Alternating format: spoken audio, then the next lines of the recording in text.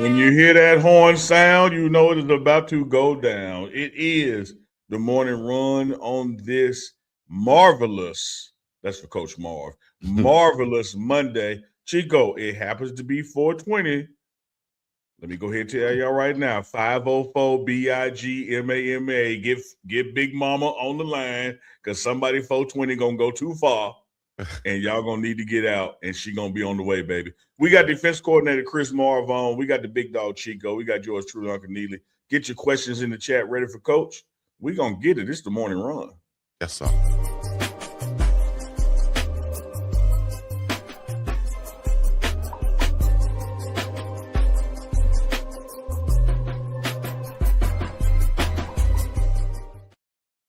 It's a great day. It's a great day to be a Blazer.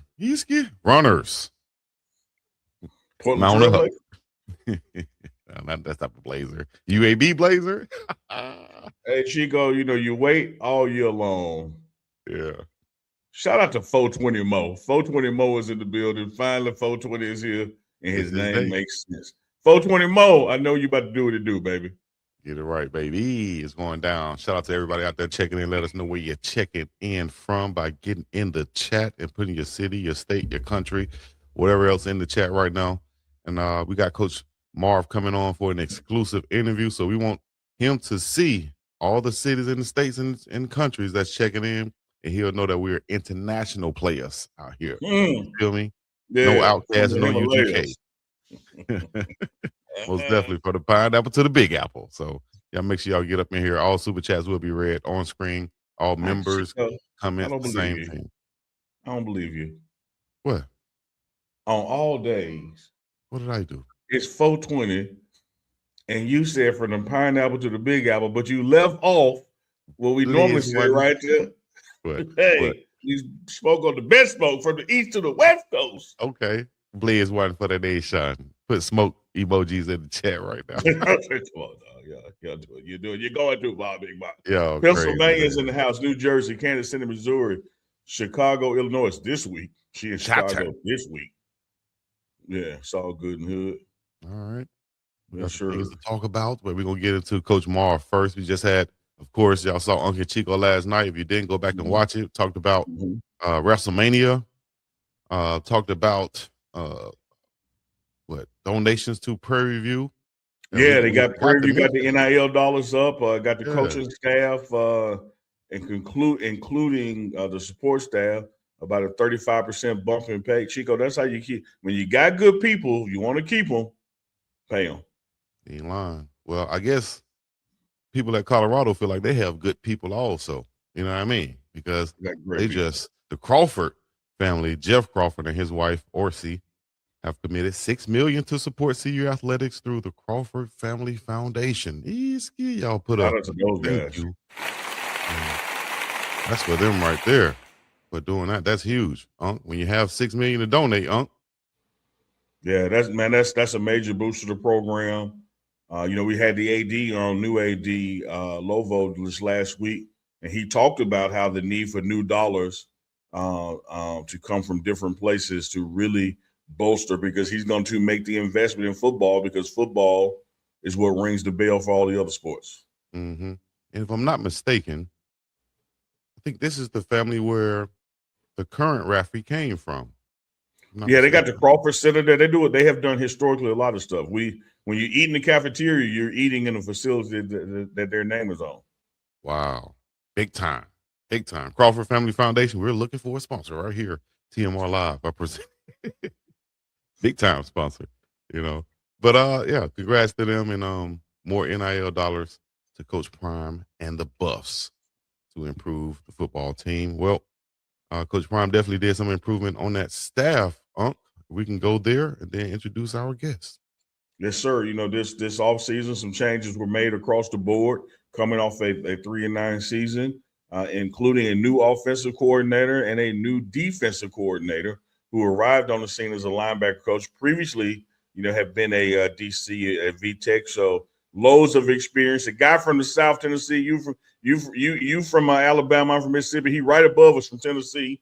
Played his high school ball there and college ball at Vanderbilt. Man, no other than the marvelous one, Coach Chris Marve, the defense coordinator for the Colorado Buses, joining us live on the morning run. Yes, indeed. So I guess we might as well bring him on the screen. Let's get it in. Coach Marve, thank you for joining us, Coach. Hey, what's up, fellas? How y'all doing? Man, doing good, brother. We appreciate you taking out this time on this Monday morning. Know we got you, about for 20 minutes or so. So we appreciate you carving out some time for us, Coach. How you feeling? Man, I'm blessed, brother. It's a Monday. Got an opportunity to come here and do some ball. Get to do this for a living, man. Teach and impact young folks, man. So I'm blessed. Too blessed to be stressed. How y'all doing? Yes, indeed. I love it. Shouts out to Revolution. Too blessed to be stressed up in I know this that's thing. right. Somebody get that reference, though. That's right. Yeah. Coach, before we get going, I just want to open the platform up so you can introduce yourself for everybody out there that didn't read your bio on the website, might not be familiar. Introduce yourself. Let them know where you come from, your background, and how you ended up in the position you're in right now. Yeah, man, I would love to. Yeah, my name is Christopher Marve. I coach the linebackers here and also coordinate the defense. And I'm a teacher by heart. I love to teach and instruct and develop folks. And I love to impact lives in a way that's transformative and not transactional, right? So I'm from the South. I was born in Texas, in Fort Worth, lived in Baton Rouge, Louisiana, lived in Memphis, Tennessee, lived north of Huntsville and what was called Madison County at the time. Lived in Mississippi, all over the South, man. That's where I'm from. I met my wife in Memphis, Tennessee. So I consider that home. I had a lot of indelible marks made on me in that city, man, and I learned really how to be a man there. I learned to love this game, and I made a lot of strong and impactful relationships in that city, man. So I consider that home. And by way of Vanderbilt University, which is where I went, was recruited there. Went to school, redshirted my first season, and had the good fortune to be a team captain my last 2 years in all SEC every year that I played. Played for some phenomenal men. The transient nature of this profession, or the nomadic nature of this profession, I ended up playing for 3 head coaches, a number of position coaches, a number of defensive coordinators. I didn't love that at the time, but man, what God was doing for me, He was exposing me to a myriad of different defensive structures to prepare me for this position that I'm in right now, right? And that's what moving around was doing for me too when I was younger. He was teaching me how to connect with folks who are from different places than I was, right? So giving me the skills, the intangibles that are necessary to do this at an elite level. You don't love that when you're a kid because you're making new friends every 5 minutes, you're in a different environment every 5 minutes. But man, he was really equipping me to be in the seat that I'm in right now and that I've had the good fortune of being in since I've decided to get into coaching. So I graduate. I stay in Nashville for a couple of years. I teach school for 2 years. I was a runner at a law firm for 6 months. Thought I wanted to go to law school, applied and got admitted to Vanderbilt Law School and Business School. But man, the good Lord had it on my heart to go teach. So I joined this program that's called Teach for America. Got admitted, and by the grace of God, they kept me in Nashville because my wife, who I met in Memphis, as I alluded to earlier, she also went to Vandy as well. So she was still in school. And so we had the opportunity to stay around each other. And man, my second year teaching, I fell in love with coaching. I walked into the basketball gym. We were a pretty tight ship. It was a lot of noise coming out of there. I was like, what's going on? So I walked in, it's the tryouts, and we had a new coach. And it wasn't going how the first day of tryouts should be going, if y'all know what I mean. So I said, you know what, I can't leave this brother in here like this. And what that became is me becoming an assistant basketball coach. And I don't know, I've shaken hands with a bunch of you cats. I'm 5'11", 3/4, 6 foot on a good day. I've never played organized basketball a day in my life. I went out for basketball in middle school and I got cut. So what I became is the enforcer, and man, what I realized really quickly, because a lot of young men who were on that team were also in my math class. I taught 7th grade math. And the way that they responded to me in the gym was completely different than they responded to me in the classroom, even their parents and grandparents, right? And it became really, really clear to me that I had their heart in the gym and I only had their mind in the classroom. So I took a lot of those skills that I developed in the class, applied them in the coaching, and I knew football was what I wanted to get into. So I called a lot of my coaches. I talked to my wife and said, man, I really want to go down this pathway. If we feel the Holy Spirit convicting us to do this, we feel like the chips line up and we go in this direction, let's go. And my wife looked me dead in the eyes and said, I knew you were going to be a coach. I was just waiting on you to figure it out. I said, okay, let's go.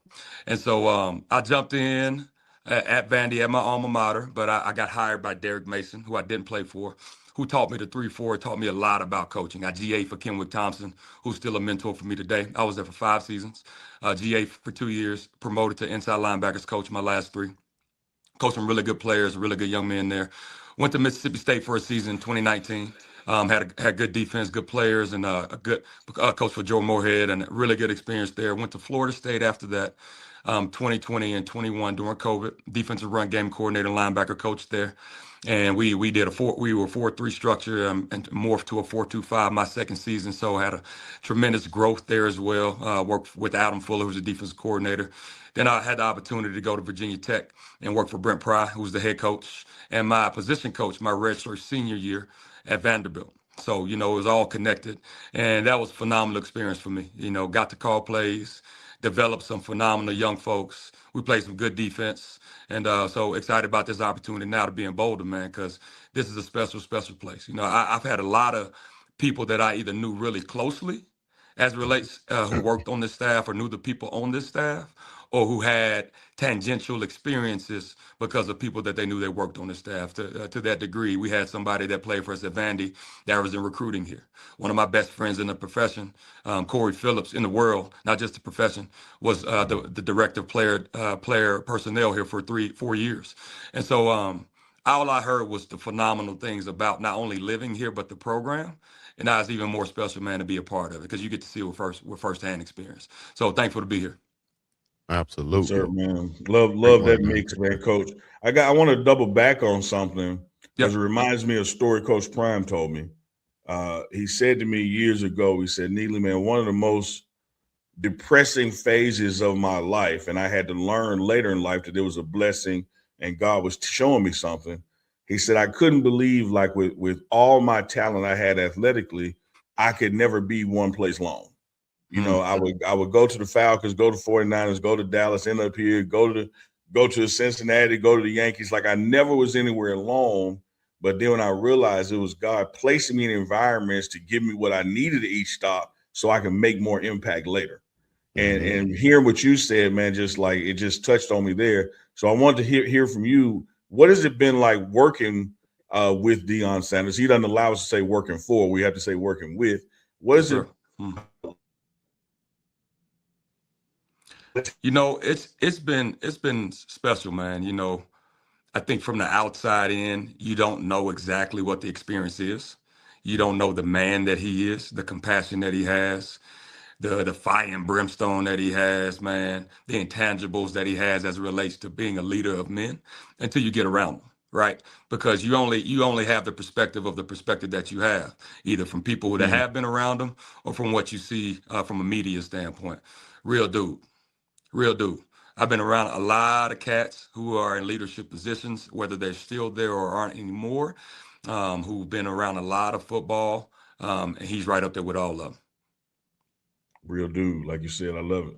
Yeah. You got another one right there with you, and Coach Brendan Marion. Talk about how it's been working with him. I know, at practice, being a former player, I know defensive coordinators, offensive coordinators can sometimes it can get very competitive, even kind of chippy out there. Coach, talk about Coach Marion and how's it been working with him and against him also. Yeah, man. So I call Coach Marion Ball Coach B, baby. So me and Ball Coach B have been knowing each other for quite some time. I think in this profession, like from a distance, there are guys that if you haven't had the opportunity to work with, like you get a feel for who they are about their work product, but also the personality that they do have when you bump into them at the convention or when you connect the dots between like the 2 degrees or 3 degrees of separation between you and him. So for example, he played for Mike Norvell and I worked for Mike Norvell. Right. So he GA'd, I think, with Kenny Dillingham. I worked with Kenny Dillingham, and I'm from Memphis. They worked in Memphis, and then we all worked together at Florida State. So we were all I'm connected to this dude loosely, and he worked in the state of Virginia at an institution. I coached in the state of Virginia at an institution, man. So you can always identify folks who are doing their job at an elite level and do so consistently, regardless of where they are, man. So there's always been a tremendous amount of respect. And, outside, when we get outside between the white lines, we're on different teams until we get outside the white lines. You know what I mean? Oh, man, it's been good. But, the Bible teaches us that iron sharpens iron. And that's certainly been the case, I think, from he to us and also from us to him. Absolutely, Coach, I man. want to in your walk, in your career, your family, your faith, what have you. Yeah. You have this undeniable passion and energy when you're out there coaching, and it may rub some people wrong, but it is what it is. Football is a collision sport and thereby a violent sport, and you don't shy away from acknowledging that. What are some of these things that you bring to the table from your various experiences that make you see it the way you see it and acknowledge it for what it is? I think first and foremost, man, I am a linebacker by trade. That is who I am, right? And before that, man, when I played little league football in Memphis, man, if you were a certain weight, you had to get on that line. So, man, my first year Mm-hmm. playing football, I was a center and I was a nose guard. And those two positions, dog, you cannot avoid contact. And if you try to avoid contact, you won't be on the field very long, right? Man, so that is who I am, like in the essence of as it relates to my connection to this game is contact, right? And it's man, whoop a man, and what you gonna do about it. We all know what time it's gonna be when we snap that football. What you gonna do, right? So, because we're gonna cut on that tape too, right? Mm-hmm. And that tape is a reflection of who you are. Period. No matter not what you know, not what you can draw up on the board, but it's from a coaching standpoint. What are you teaching? Is it clean? Is it concise? Is it consistent? Right. And as a player, are you replicating the things that we're asking you to do over and over and over? Can we trust you? Right? Can we count on you to be where you're supposed to be, doing what you're supposed to be doing at a really high level, man? So it all goes back to when I wanted to run the football in Little League, and they said, "No, dog, you got to get on this line." And I Yeah. said, "Yes, sir." And I did what I had to do, man. So that's what you see. You see a manifestation of that energy, and that passion. It comes from the purpose more than anything. Again, I feel like I'm called to do this.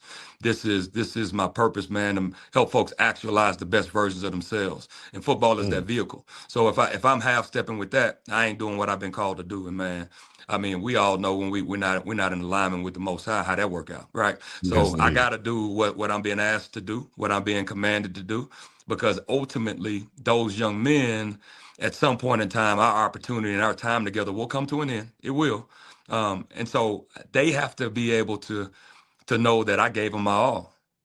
And so in the classroom, that looks one way. On the field, that looks one way. On game day, it looks differently. When I'm recruiting and I'm in the home, that looks differently, right? But it's all connected to who I am in my core. Like it's nothing inauthentic about it. Everything you see with Mm. me is gonna be 100, and it's gonna be plus tax, right? That's who I am. And so, man, when I bring that, and when you see that is all you're seeing is me. Plus Coach, tax, I baby. try to tell Chico all the time when he buck up at me like, dog, like not only you gonna lose, what are you gonna do about it when you lose? But he keep coming back.